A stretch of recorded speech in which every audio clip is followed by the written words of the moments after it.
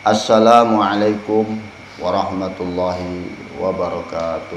Waalaikumsalam warahmatullahi wabarakatuh. Innal hamdalillah nahmaduhu wa nasta'inuhu wa nastaghfiruh wa nu'minu bihi wa natawakkalu alaihi wa nu'minu billahi min syururi anfusina wa min sayyiati a'malina. May yahdihillahu fala mudhillalah wa may yudlilhu fala hadiyalah. Asyhadu an la ilaha illallah wahdahu la syarikalah wa asyhadu anna sayyidana Muhammadan abduhu wa rasuluh la nabiyya ba'da. Allahumma shalli wa sallim wa barik ala sayyidina wa maulana Muhammadin sallallahu alaihi wasallam wa ala alihi wa sahbihi ajma'in. Amma ba'du. Qala Allah Ta'ala fi kitabihil karim, a'udzu billahi minasyaitonir rajim. Ya ayyuhalladzina amanu kutiba 'alaikumusiyam kama kutiba 'alal ladzina min qablikum la'allakum tattaqun. Wa qala Nabi sallallahu alaihi wasallam, ad-dunya sijnul mu'minin wal jannatul kafirin. Shadaqallahul azim. Hadirin jamaah salat subuh yang sama-sama dimuliakan oleh Allah Subhanahu wa taala. Allah Subhanahu wa taala yang menciptakan dunia ini beserta isinya, termasuk kita di dalamnya. 100 tahun yang lalu kita tidak ada di dunia ini. Dan sekarang kita dihadirkan oleh Allah. Dihadirkan, diadakan. Pasti dan pasti 100 tahun yang akan datang lagi kita sudah tidak ada lagi di dunia ini. Dimatikan oleh Allah. Ini sudah ketetapan Allah Subhanahu wa taala.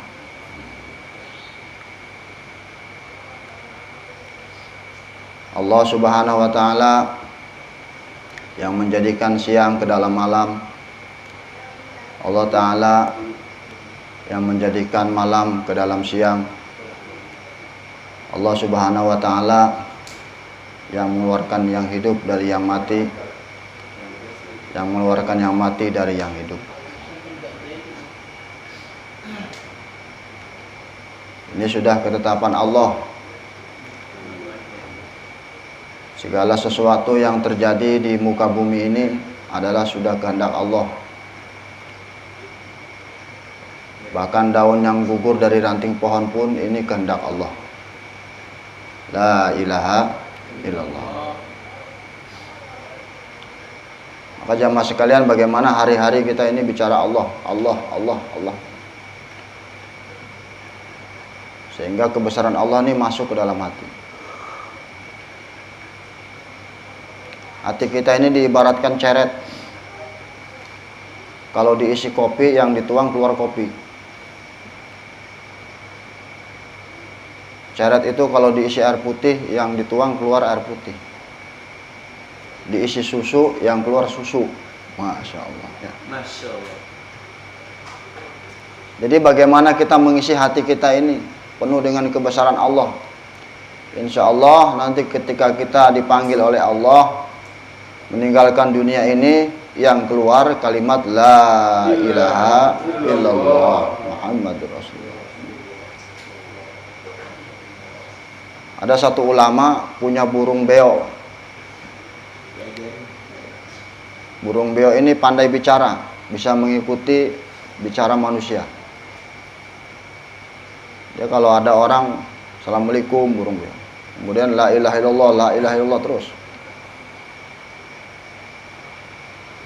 Suatu ketika burung beo ini terlepas dari kandangnya. dimakan sama kucing. Maka kiai ini melihat ketika diterkam kucing, yang keluar bukan yang biasa dia bicarakan, tapi dia kau. Maka ulama ini sedih. Burung yang hari-hari dia suka dengar kalimat la ilaha illallah, ketika dia mau menjelang ajalnya tidak mampu mengucapkan kalimat la ilaha illallah. Bagaimana dengan diri saya, katanya. Maka finishing hidup manusia itu di dunia ini, Pak, finishingnya itu bagaimana sempurnanya iman. Kembali menghadap Allah dengan membawa kalimat la ilaha illallah Muhammad Rasulullah. Maka dakhalal jannah, dijamin surga. Dan ini tidak mudah, Masya Allah. Ini tidak mudah. Sakaratul maut ini ujian yang paling berat. Maka ulama kita bagi tahu bagaimana cara untuk memasukkan kalimat la ilaha illallah ke dalam hati kita ini. Setiap hari kita, yang kita lihat, kita ingat Allah. Yang kita dengar pembicaraan kebesaran Allah. Hari-hari kita bicara Allah. Allah yang menciptakan, Al-Khaliq, Allah yang memelihara, Allah yang memberikan rezeki. Seluruh makhluk diciptakan oleh Allah, dipelihara oleh Allah, diberi rezeki oleh Allah. Allah yang maha mendengar, Allah Sami, Allah Basir yang maha melihat, Allah Alim yang maha mengetahui, terus hari-hari. Maka kata baginda Nabi, jadidu imanakum. Sampai 3 kali mengatakan hal ini. Jadidu imanakum kepada para sahabat. Di situ ada Sayyidina Abu Bakar, Sayyidina Umar, Sayyidina Utsman, Ali, sahabat yang lain. Perbaruhilah iman kalian. Perbaruhilah iman kalian. Wa kaifa nujadidu imanana ya Rasul? Bagaimana cara memperbaiki iman kami? Padahal sekelasnya iman para sahabat. Aqsiru min qauli la ilaha illallah. Perbanyak mengucapkan kalimat la ilaha illallah.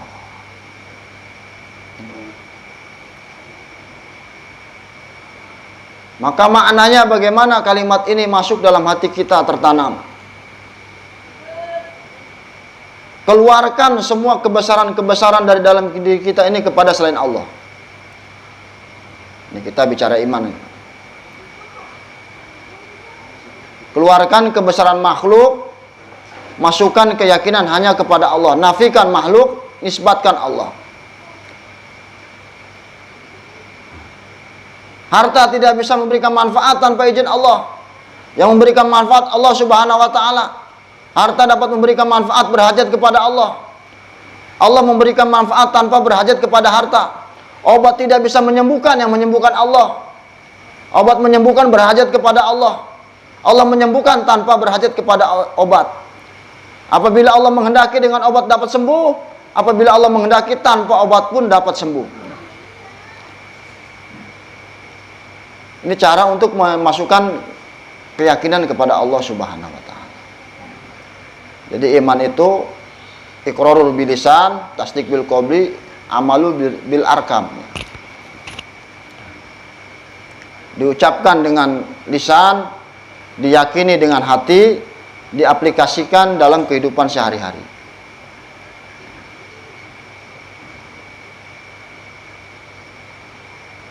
Jamaah sholat subuh yang dirahmati Allah Subhanahu wa taala, maka nilai iman ini Masya Allah, nilai iman yang paling kecil saja Pak, sebesar debu.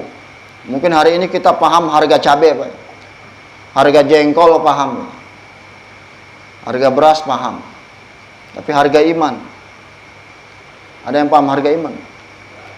Sekecil-kecilnya iman sebesar debu saja dibawa menghadap Allah, maka Allah akan ganti dengan surga yang luasnya 10 kali lipat dunia beserta isinya. Orang yang paling miskin di surga, iman yang paling kecil itu surganya 10 kali lipat dunia. Maka syaitan ini paham Pak perkara iman. Syaitan ini yang mau diambil dari keturunan Nabi Adam ini bukan jabatan, bukan harta, bukan kekuasaan, tapi yang mau dicuri oleh syaitan ini iman. Bagaimana setiap anak Adam keturunannya ini semuanya sampai hari kiamat ini mati tidak membawa iman. Nauzubillah summa nauzubillah. Syaitan paham nilai iman. Dia tidak akan cemburu Kak, kita punya kedudukan, kita punya harta banyak. Tapi syaitan laknatullah ini akan cemburu pada kita ini apabila kita memiliki iman yang kuat. Maka dia usaha dari atas, dari bawah, samping kanan, samping kiri, depan, belakang, terus menggoda anak Adam. Karena dendamnya kepada Nabi Adam alaihissalam. Kenapa? Gara-gara Adam ini dulu aneh dikeluarin dari surga. Masya Allah. Ketika Allah ciptakan Nabi Adam, kemudian sempurna ciptaan Allah Subhanahu wa taala, Allah perintahkan kepada seluruh malaikat untuk bersujud kepada Adam alaihissalam. Sebagaimana Allah firmankan, kalau Allah Ta'ala fi kitabil karim, qulna lil malaikati isjudi li Adam fasajadu ila iblis aba wastakbar wa kana minal kafirin. Maka Allah perintahkan, wahai malaikat, sujudlah kalian kepada Nabi Adam alaihissalam. Ada satu makhluk yang tidak mau sujud, namanya iblis. Dia protes sama Allah, kenapa saya harus sujud sama Nabi Adam? Saya lebih mulia daripada Adam. Nauzubillah. Ana khairu minhu. Saya lebih mulia daripada Adam. Khalaqtani min nar wa khalaqtahu min tin. Aku diciptakan dari nyala api, sedangkan Adam dari tanah. Maka dilaknat oleh Allah Subhanahu wa taala. Dilemparkan ke dunia. Selama-lama jadi penghuni neraka. Nauzubillah summa nauzubillah. Hadirin yang maksud yang dimakan Allah Subhanahu wa taala, kenapa syaitan tidak mau tunduk sujud kepada Nabi Adam alaihissalam? Karena syaitan ini melihat isi perintahnya, tidak melihat siapa yang memerintahkan. Hari ini kalau kita dipanggil oleh Allah Subhanahu wa taala, hayya 'alas shalah, marilah salat, marilah salat. Jangan melihat isi perintahnya jamaah sekalian. Tapi kita melihat siapa yang memerintahkan. Allah Subhanahu wa taala, sehingga kita ada semangat. Ini perintah Allah. Saum perintah Allah, zakat perintah Allah. Hadirin jamaah salat subuh yang dimuliakan Allah Subhanahu wa taala. Maka jamaah sekalian, para sahabat radhiyallahu anhum ajmain, mereka telah berusaha atas perkara ini. Atas perkara iman ini. Korban diri, korban harta, korban waktu. Keluarga ditinggal, pekerjaan ditinggal, semua ditinggal untuk mendapatkan kalimat iman. Maka sahabat ini Masya Allah, orang yang masih hidup di dunia, surganya sudah dikabarkan oleh Allah Subhanahu wa taala. 124.000 para sahabat. Mereka memiliki sifat-sifat yang mulia sehingga Allah ridho kepada mereka, mereka pun ridho kepada Allah. Oleh karena itu jamaah sekalian, kesempatan hidup kita di dunia yang sementara ini, bagaimana kita gunakan dengan sebaik-baiknya. Hidup di dunia ini sebentar, Pak. Sebentar. Ibarat nunggu waktu dari adzan ke iqomat. Sebentar. Nggak lama-lama. Jamaah sekalian melakukan Allah Subhanahu wa taala, maka kata Allah Subhanahu wa taala dalam Al-Qur'an, bagaimana kita ini meninggalkan dunia ini dalam keadaan muslim, berserah diri kepada Allah, mutaslim. Ya ayyuhalladzina amanu taqullaha haqqa tuqatih wa la tamutunna illa wa antum muslimun. Orang beriman, takwalah kepada Allah dan janganlah kalian mati kecuali dalam keadaan muslim, berserah diri kepada Allah. Semua sandarkan kepada Allah. Masya Allah. Allahu Somad. Allah tempat hajat kita. Ada masalah, kita ingat Allah. Problem rumah tangga, ingat kepada Allah. Jangan ingat makhluk. Makhluk tidak dapat memberikan manfaat. Tidak dapat memberikan madorot tanpa seizin Allah Subhanahu wa Ta'ala. Seperti corona, Pak. Corona itu makhluk, ciptaan Allah. Tidak memberikan manfaat, tidak memberikan madorot apabila tidak dikehendaki oleh Allah Subhanahu wa Ta'ala. Tapi kita wajib ikhtiar, usaha. Yang mendatangkan rezeki siapa? Allah. Jangan di rumah terus nggak kerja. Ini keliru. Ya. Ikhtiar. Yang mendatangkan rezeki Allah. Masya Allah. Doa sama Allah, nggak mungkin Pak duit dari surga turun. Masya Allah. Ya, kita perlu adanya ikhtiar. Tapi kita jangan yakin dengan usaha kita yang mendatangkan rezeki. Ini syirik. Kalau kita yakin dengan usaha kita yang mendatangkan rezeki, maka ini syirik. Dengan asbab yang kita buat, pekerjaan, perdagangan, pertanian, perkantoran, kita yakin dengan asbab yang kita buat mendatangkan rezeki, maka ini syirik. Itu hanya asbab saja, sarana saja. Yang mendatangkan rezeki Allah Subhanahu wa Ta'ala. Tapi kita juga dilarang untuk meninggalkan asbab. Dilarang untuk tidak bekerja, beraktivitas, dilarang. Mencari asbab ini sunnah. Oleh karena itu jamaah salat subuh yang dimuliakan Allah Subhanahu wa Ta'ala, baginda Nabi menyampaikan, ad-dunya sijnul mu'minin wal jannatul kafirin. Dunia itu penjara bagi orang yang beriman, surga bagi orang kafir. Ada orang nanya, Ustaz, gimana orang-orang kafir itu nggak sholat, maksiat terus kerjanya, tapi Masya Allah rumahnya gedong, mobilnya mengkilat, anaknya cantik-cantik, ganteng-ganteng, kerjanya maksiat terus. Kita yang ahli ibadah, Masya Allah, udah susah tinggal di kontrakan sempit, kebocoran, anak belum bayar SPP, gimana Ustaz? Sakit-sakitan terus. Inilah maha adilnya Allah Subhanahu wa Ta'ala. Di mana adilnya? Setiap perbuatan orang-orang kafir, kebaikan-kebaikannya ditunaikan langsung oleh Allah Ta'ala di dunia ini, jemaah sekalian. Ad-dunya sijnul mu'minin wal jannatul kafirin. Kebaikan-kebaikan yang dibuat oleh orang-orang kafir, Allah balas langsung di dunia. Nanti ketika dia kembali kepada Allah, meninggalkan dunia ini, tidak ada lagi amal kebaikannya. Sudah ditunaikan oleh Allah Ta'ala di dunia ini. Tapi orang beriman, amal-amal solehnya, kebaikan-kebaikannya yang dia buat di dunia ini ditunaikan nanti di akhirat. Kalau ditunaikan langsung di dunia, Pak, nggak muat buat pahala satu orang saja. Bayangkan, rakaat al-fajr khairum minad dunya wa fiha, salat sunnah fajar sebelum subuh 2 rakaat, maka itu sama dengan mendapatkan dunia beserta isinya. Jika langsung ditunaikan Allah langsung di dunia, mau taruh di mana? Maka ini gambarannya akhirat. Simpan di akhiratnya Allah Subhanahu wa Ta'ala. Masya Allah. Allah Ta'ala memiliki 100 rahmat. Satu rahmat saja diturunkan ke dunia ini. Satu rahmat dibagi seluruh makhluk. 83 juta makhluk jenis Allah Subhanahu wa Ta'ala yang Allah ciptakan. Satu rahmat dibagi-bagi. 99 rahmat Allah simpan di akhirat. Disempurnakan dengan satu rahmat, jadi 100 rahmat di akhirat Allah simpan nanti di akhirat untuk orang-orang yang beriman dan bertakwa. Ditunaikan semua. Allahu Akbar. Maka setiap kita beramal, jangan mengharapkan balasannya langsung di dunia.